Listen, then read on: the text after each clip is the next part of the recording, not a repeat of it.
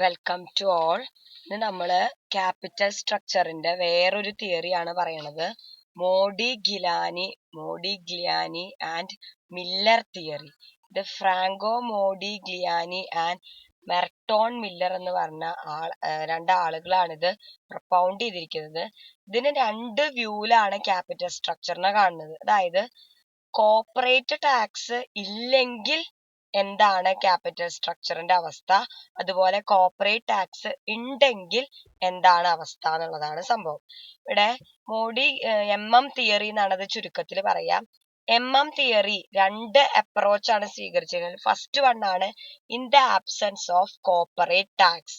അപ്പോ corporate tax ഇല്ലെങ്കിൽ capital structure എന്ന് പറയുന്നത് ഇൻഡിപെൻഡന്റ് ആണെന്നാണ് പറയുന്നത്. അതായത് ഫേമിന്റെ വാല്യൂനെ ഇൻക്രീസ് ചെയ്യാനോ കോസ്റ്റിനെ കുറയ്ക്കാനോ ആർക്ക് പറ്റില്ല? ക്യാപിറ്റൽ സ്ട്രക്ചറിന് പറ്റില്ല എന്നാണ് പറഞ്ഞത്. If there is no corporate tax, അങ്ങനെ ഒരു ടാക്സ് ഇല്ലാത്തൊരവസ്ഥയാണെങ്കിൽ ഫേമിന്റെ വാല്യൂവും കോസ്റ്റ് ഓഫ് ക്യാപിറ്റലും independent of its capital structure ആണ്. നമ്മള് ക്യാപിറ്റൽ സ്ട്രക്ചറില് ഡെപ്റ്റിന്റെ അല്ലെങ്കിൽ ഇക്വിറ്റിയുടെ കോമ്പോസിഷൻ ചേഞ്ച് ചെയ്തത് കൊണ്ട് നമുക്ക് എന്ത് ചെയ്യാൻ പറ്റില്ല? ഫേമിന്റെ വാല്യൂ കൂട്ടാനോ കോസ്റ്റ് കുറയ്ക്കാനോ പറ്റില്ല എന്നാണ് പറയുന്നത്. എപ്പോ? കോർപ്പറേറ്റ് ടാക്സ് ഇല്ലെങ്കിൽ. അതിന്റെ കാരണം തന്നെയാണ്. കാരണം എന്താന്ന് വെച്ചാൽ ഡെപ്റ്റിന്റെ യൂസ് കൂടിക്കഴിഞ്ഞാൽ എന്താണ്? കോസ്റ്റ് ഓഫ് ഇക്വിറ്റി കൂടും. കാരണം എന്താണ്? ഡെപ്റ്റ് കൂടിക്കഴിഞ്ഞാൽ അതിന്റെ അർത്ഥം എന്താണ്? ഫേമിന്റെ ഉള്ളില് കൂടുതൽ റിസ്ക് കൂടി എന്നാണ്. ബിസിനസ് റിസ്ക് അല്ലെങ്കിൽ ഫിനാൻഷ്യൽ റിസ്ക് കൂടി കഴിഞ്ഞാൽ നമ്മൾ എന്ത് ചെയ്യും? കൂടുതൽ റിസ്ക് നമ്മൾ ഏറ്റെടുക്കുമ്പോൾ നമ്മൾ കൂടുതൽ റിട്ടേൺ ഡിമാൻഡ് ചെയ്യും. അപ്പൊ ഇക്വിറ്റി ഷെയർ ഹോൾഡേഴ്സ് അവരുടെ എന്താണ് കോസ്റ്റ് കൂട്ടും. അതായത് അവർ എക്സ്പെക്ട് ചെയ്യുന്ന റിട്ടേണിന്റെ റേറ്റ് കൂട്ടും. അതാണല്ലോ ഫേമിനെ സംബന്ധിച്ച് കോസ്റ്റ് ഓഫ് ഇക്വിറ്റി. അപ്പം ഡിബഞ്ചറിന്റെ കോസ്റ്റ് അതായത് കുറഞ്ഞാലും അവിടെ ഇക്വിറ്റിയുടെ കോസ്റ്റ് കൂടും. അൾട്ടിമേറ്റ്ലി എന്താണ്? ഫേമിന്റെ overall cost of capital increase ചെയ്യും എന്നാണ് പറയുന്നത്. സോ അതുകൊണ്ടാണ് പറയുന്നത്. പിന്നെ വേറൊരു കാരണം പറയുന്നത് എന്താന്ന് വെച്ചാൽ രണ്ട് ഫേം എല്ലാ ആസ്പെക്റ്റിലും ഐഡന്റിക്കലാണ്. അവരുടെ പ്രോഫിറ്റ് ഒന്നാണ്, അവരുടെ ഇൻഡസ്ട്രി ഒന്നാണ്. പക്ഷെ ക്യാപിറ്റൽ സ്ട്രക്ചറിൽ മാത്രം വ്യത്യാസമുണ്ട്.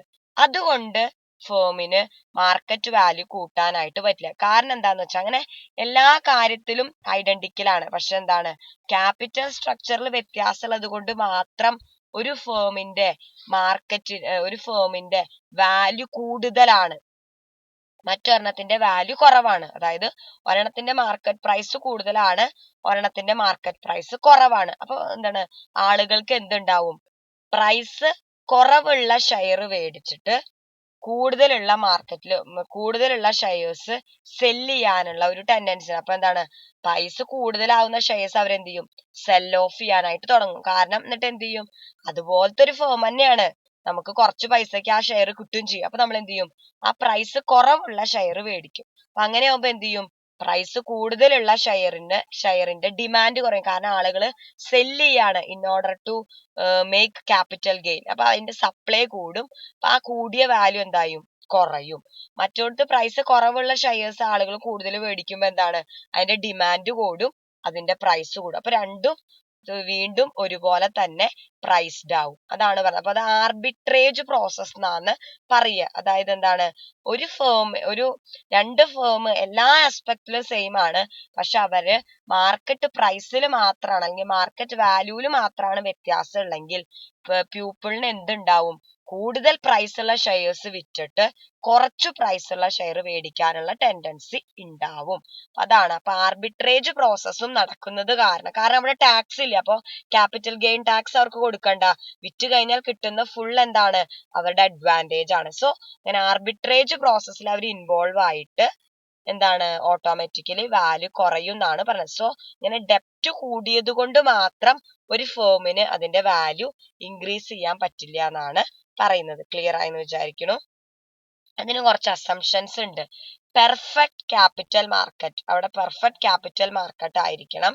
അതുപോലെ തന്നെ ട്രാൻസാക്ഷൻ കോസ്റ്റ് ഇല്ല, നോ ട്രാൻസാക്ഷൻ കോസ്റ്റ്. പിന്നെന്താണ്? ഹോമോജീനിയസ് റിസ്ക് ആണ്. അതായത് എല്ലാ ഫേമിന്റെയും ഏർണിംഗ് ബിഫോർ ഇൻട്രസ്റ്റ് ആൻഡ് ടാക്സിന് സെയിം റിസ്ക് ക്യാരക്ടറിസ്റ്റിക് തന്നെയാണ് ഉള്ളത്.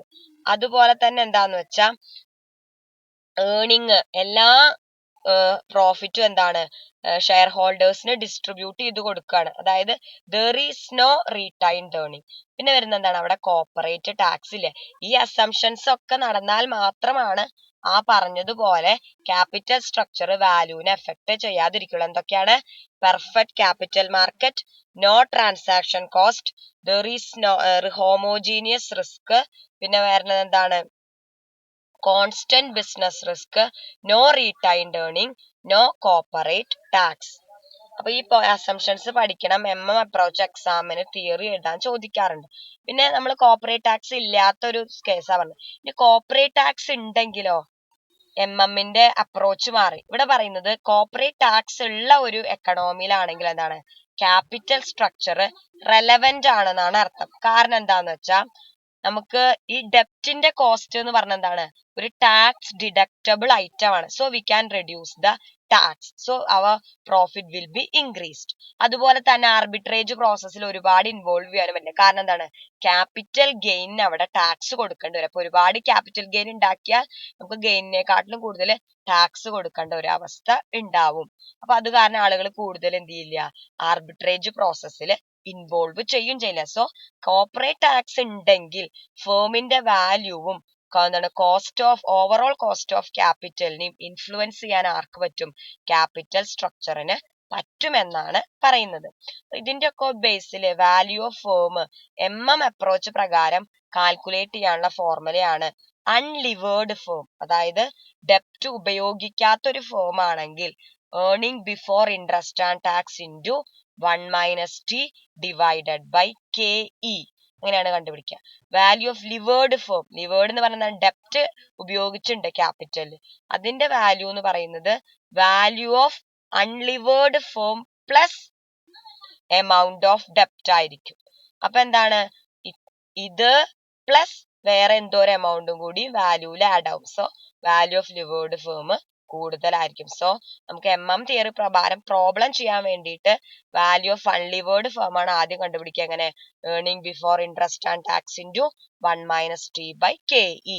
ആ വാല്യൂ ഓഫ് അൺലിവേർഡ് ഫേമിന്റെ കൂടെ ഡെപ്റ്റിന്റെ വാല്യൂ ആഡ് ചെയ്ത് കഴിഞ്ഞാൽ ഡെപ്റ്റ് ക്യാപിറ്റൽ യൂസ് ചെയ്ത ഫേമിന്റെ വില കിട്ടും, value of levered firm. For example പറയുകയാണെങ്കിൽ വാല്യൂ ഓഫ് അൺലിവേർഡ് ഫേം 50 ആണ്. വാല്യൂ ഓഫ് ലിവേർഡ് ഫേം എന്ന് പറയുമ്പോൾ എന്താണ്, value of unlevered firm 50 plus ഡെപ്റ്റിന്റെ വാല്യൂ ഒരു 10, അപ്പൊ 60 ആയി. അപ്പൊ വാല്യൂ ഓഫ് ലിവേർഡ് ഫേം കൂടുതലായിരിക്കും വാല്യൂ ഓഫ് അൺലിവേർഡ് ഫേം. നമുക്ക് കുറച്ചും കൂടി പ്രോബ്ലം ഒക്കെ ചെയ്യുമ്പോൾ ക്ലാരിറ്റി ആവും. ഞാൻ അതൊരു തിയറട്ടിക്കൽ പോയിന്റ് ഓഫ് വ്യൂല് പറഞ്ഞു എന്ന് മാത്രം. ഇതാണ് ആ ഫോർമുല. ഇനി നമ്മൾ ഇടയ്ക്ക് ഒരു സംഭവം വിട്ടുപോയിണ്ടായിരുന്നു. എന്താണ്, ഫാക്ടേഴ്സ് എഫക്റ്റിംഗ് ക്യാപിറ്റൽ സ്ട്രക്ചർ. ഇപ്പൊ ക്യാപിറ്റൽ സ്ട്രക്ചർ എന്താണെന്നുള്ളതൊക്കെ ഒരു ഐഡിയ കിട്ടിയിട്ടുണ്ട്. എന്തൊക്കെയാണ് ഈ ക്യാപിറ്റൽ സ്ട്രക്ചറിനെ എഫക്ട് ചെയ്യുന്ന ഫാക്ടേഴ്സ്? നമുക്ക് ക്യാപിറ്റൽ സ്ട്രക്ചറിനെ എഫക്ട് ചെയ്യുന്ന ഫാക്ടേഴ്സിനെ രണ്ടായിട്ട് തരംതിരിക്കാം, ഇന്റേണൽ ഫാക്ടേഴ്സ് എന്നും എക്സ്റ്റേണൽ ഫാക്ടേഴ്സ് എന്നും. ആദ്യത്തെ കാര്യമാണ് സൈസ് ഓഫ് ദ ബിസിനസ്. ഫേമിന്റെ സൈസ് കൂടുതലാണെങ്കിൽ എന്താണ്, നമ്മുടെ ക്യാപിറ്റൽ സ്ട്രക്ചറിനെ എഫക്ട് ചെയ്യും. കാരണം എന്താണ്, ഫേമിന്റെ സൈസ് കൂടുതലാണെങ്കിൽ എന്താണ്, അതിന് ഒരുപാട് ക്യാപിറ്റൽ ആവശ്യമായിട്ട് വരും. സൈസ് കൂടുമ്പോൾ അതിന്റെ സ്കോപ്പ് ഓഫ് ബിസിനസ് കൂടുതലാണ്. അപ്പൊ ഒരുപാട് ക്യാപിറ്റൽ ആവശ്യമായിട്ട് വരുമ്പോൾ അതിന് ഇക്വിറ്റിയും ഡിബഞ്ചറും യൂസ് ചെയ്യേണ്ടി വരും. മിക്ക കേസുകളിലും ലാർജ് ഫേംസിനെ സംബന്ധിച്ചിട്ട് എന്താണ്, അവർക്കൊരു ഒരു ക്യാപിറ്റൽ മാർക്കറ്റ് അഡ്വാൻറ്റേജ് ഉണ്ട്. വലിയ ഫേം ആയ കാരണം അവർക്ക് കൂടുതൽ ക്യാപിറ്റൽ റൈസ് ചെയ്യാൻ പറ്റും ത്രൂ ഡിബഞ്ചേഴ്സ്. അപ്പൊ അവർക്ക് എന്ത് ചെയ്യാം, കൂടുതൽ ഡെപ്റ്റ് ക്യാപിറ്റലിനെ ആശ്രയിക്കാം. കുറച്ച് ഇക്വിറ്റിയും ബാക്കി കൂടുതൽ ഡെപ്റ്റും അവർക്ക് ആക്സെപ്റ്റ് ചെയ്യാം. പിന്നെ നേച്ചർ ഓഫ് ബിസിനസ്, ഫേമിന്റെ ബിസിനസ് എഫക്ട് ചെയ്യില്ലേ ക്യാപിറ്റൽ സ്ട്രക്ചറിനെ? തീർച്ചയായിട്ടും എഫക്ട് ചെയ്യും. പിന്നെ വരുന്നതാണ് എന്ത്, regularity and certainty of income. അത് എഫക്ട് ചെയ്യും. കാരണം എന്താണ്, ഒരു ഫേമിന് റെഗുലർ ആയിട്ട് സ്റ്റേബിൾ ഇൻകം ഉണ്ടെങ്കിൽ അതിന് എന്ത് ചെയ്യാം, ഡെപ്റ്റ് ക്യാപിറ്റലിനെ ഡിപ്പെൻഡ് ചെയ്യാം. കാരണം എന്താണ്, റെഗുലർ ഇൻകം ഉള്ള കാരണം അതിന്റെ ഫിക്സഡ് ഒബ്ലിഗേഷൻ ആയ ഇൻട്രസ്റ്റും ഡിവിഡൻഡും ഒക്കെ അതിന് കൊടുക്കാൻ പറ്റും. അതല്ല, ഒരു ഫേമിനെ സംബന്ധിച്ച് റെഗുലർ ഇൻകം കിട്ടില്ല, എപ്പോഴെങ്കിലും ഒക്കെ കിട്ടും, അത് കുറെ ഹ്യൂജ് എമൗണ്ട് കിട്ടും. അപ്പൊ അതിന് ഡെപ്റ്റ് ക്യാപിറ്റലിനെ കൂടുതൽ ആശ്രയിക്കാൻ പറ്റുമോ? ഇല്ല. കാരണം എന്താണ്, അത് പിന്നെ അപ്പോ ചില സമയങ്ങളിൽ അതിന്റെ ഒബ്ലിഗേഷൻ മീറ്റ് ചെയ്യാൻ പറ്റില്ല, ഇൻട്രസ്റ്റ് കൊടുക്കാൻ പറ്റില്ല. അങ്ങനെ കൊടുക്കാതിരുന്നാൽ അത് ലിക്വിഡേഷനിലേക്ക്, കമ്പൽസറി വൈൻഡിങ് അപ്പിലേക്കൊക്കെ ലീഡ് ചെയ്യും. അപ്പൊ അത് ഒഴിവാക്കാൻ വേണ്ടി ഇറഗുലർ ആണ് ഇൻകം എങ്കിൽ ഫേം കൂടുതൽ എന്തിനെ ഡിപ്പെൻഡ് ചെയ്യുന്നതായിരിക്കും നല്ലത്? ഇക്വിറ്റി ക്യാപിറ്റലിനെ. റെഗുലർ ആയിട്ട് ഇൻകം ഉണ്ടെങ്കിൽ അവർക്ക് കൂടുതൽ ഡെപ്റ്റ് ക്യാപിറ്റലിനെ ആശ്രയിച്ചിട്ട് ട്രേഡിംഗ് ഓൺ ഇക്വിറ്റി അവൈൽ ചെയ്യാം. പിന്നെ അസറ്റ് സ്ട്രക്ചർ, ഫേമിന് കൂടുതലും ഫിക്സഡ് അസറ്റ് ആണ് വേണ്ടതെങ്കിൽ എന്തായിരിക്കും നല്ലത്? ലോങ് ടേം ക്യാപിറ്റലിനെ കൂടുതൽ ആശ്രയിക്കുന്നതായിരിക്കും നല്ലത്. കൂടുതലും അത് ഇക്വിറ്റി ക്യാപിറ്റലിനെ ആശ്രയിക്കുന്നത്. കാരണം എന്താണ്? ഫിക്സഡ് അസറ്റ് എന്നൊക്കെ പറഞ്ഞത് വിൽക്കുക എപ്പോഴാ? കമ്പനി അവസാനിക്കുമ്പോഴാണ്. അപ്പോൾ ഇക്വിറ്റി ക്യാപിറ്റൽ സംബന്ധിച്ച് കമ്പനി അവസാനിക്കുമ്പോഴേ ക്യാപിറ്റൽ റീപേ ചെയ്യേണ്ട ആവശ്യമുള്ളൂ. പക്ഷെ ഡെപ്റ്റ് സംഭവം അങ്ങനെയല്ല, ചിലപ്പോൾ ഒരു 10 കൊല്ലത്തൊക്കെ ആവും. അപ്പോൾ നമുക്ക് കൂടുതൽ ഫിക്സഡ് ക്യാപിറ്റൽ ആണ് നമ്മുടെ ഫേമിലെങ്കിൽ നമുക്ക് കൂടുതൽ നല്ലത് എന്താണ്? ഇക്വിറ്റിനെ ആശ്രയിക്കുകയാണ്. പിന്നെ age of the firm, firm ഒരു പുതിയൊരു ഫേം ആണെങ്കിൽ എന്ത് ചെയ്യാം? അതിന് ഇക്വിറ്റിനെ അട്രാക്ട് ചെയ്യാം. കാരണം എന്താണ്?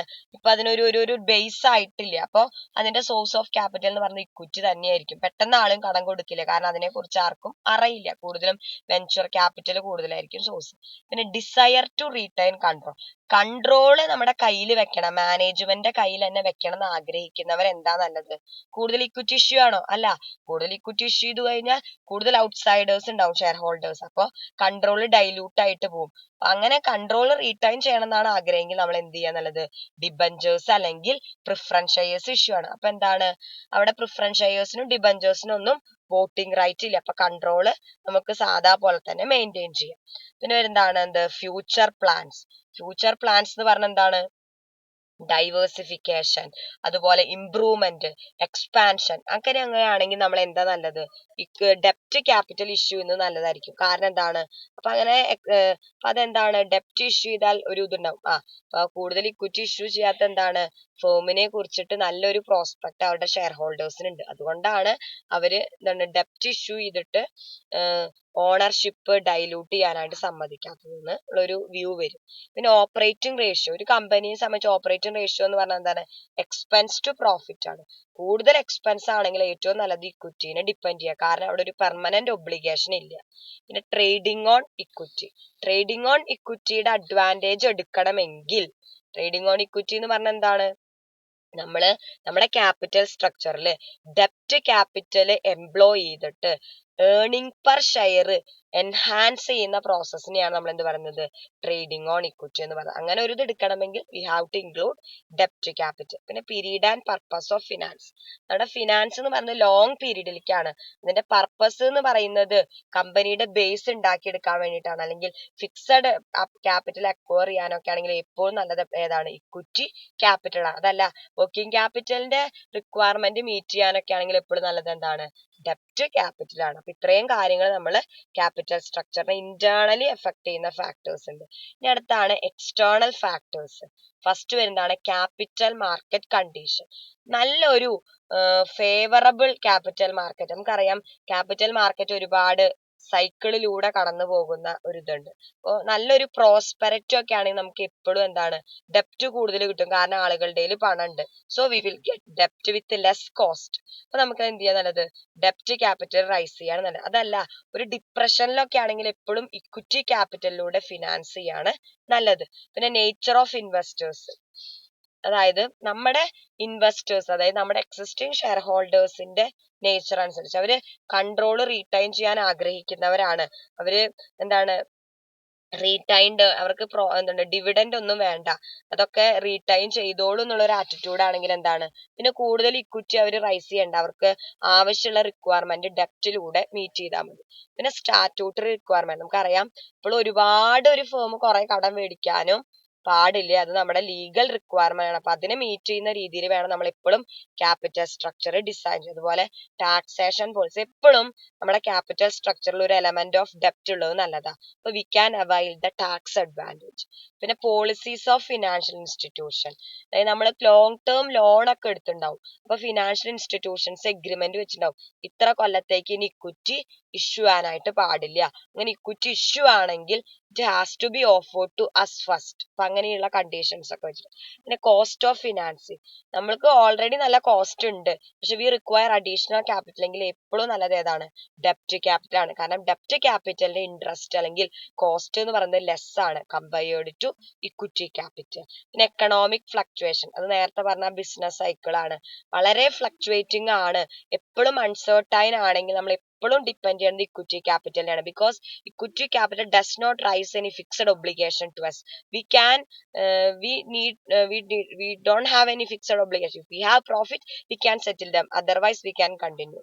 The nature of competition, high competition ഉള്ള ഒരു ഫോം ആണെങ്കിൽ നമുക്ക് അറിയാം എന്താണ് അവിടെ റിട്ടേൺ എന്ന് പറയുന്നത് കുറവായിരിക്കും, ഒരുപാട് കോമ്പറ്റീറ്റേഴ്സ് ഉണ്ട്. അതുപോലെ റെഗുലർ റിട്ടേൺ ഉണ്ടാവില്ല, റിട്ടേണിന് സ്റ്റെബിലിറ്റി ഉണ്ടാവില്ല. അങ്ങനെയുള്ള കേസുകളിൽ നമ്മൾ ഏറ്റവും ഇക്വിറ്റീനെ ഡിപ്പെൻഡ് ചെയ്യായിരിക്കും നല്ലത്. അപ്പോൾ ക്ലിയർ ആയെന്ന് വിചാരിക്കുന്നു. ഈ ഫാക്ടേഴ്സും ചോദിക്കാറുണ്ട്, ഓർത്ത് വെക്കുക. എന്തെങ്കിലും ഡൗട്ട്സ് ഉണ്ടെങ്കിൽ ചോദിക്കുക. Thank you.